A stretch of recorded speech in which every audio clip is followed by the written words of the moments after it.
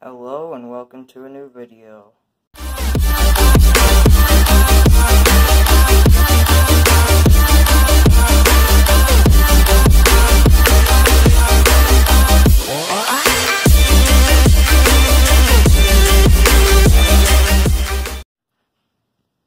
Alright, so hey guys, welcome to my new video. As you can read in the title, it says Fire Alarm Voice Evacuation. So this is my system sensor classic speaker strobe, and I'm going to be playing some voice evac on it. It's my sister's phone because I obviously can't do it with mine because I'm recording, but yeah, let me just turn it on real quick.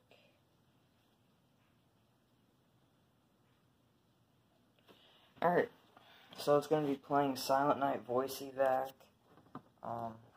This is the back. Yeah, and I used a headphone jack wire that I found at school because someone ripped the earbuds off of them. So it's mine now, and I'm using it on this. So anyway, oh my gosh.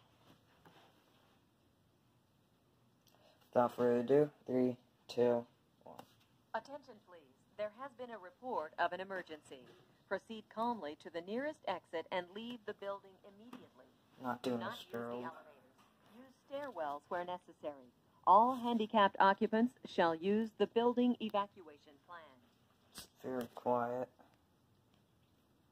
Attention please, there has been a report of an emergency. Proceed calmly to the nearest exit and leave the building immediately. Do not use the elevators. Use stairwells where necessary. All handicapped occupants shall use the building evacuation plan. Alright, so that's the end of that.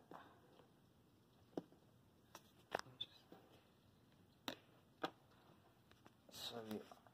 And if you couldn't tell from the, over here, it's my MS-10 board.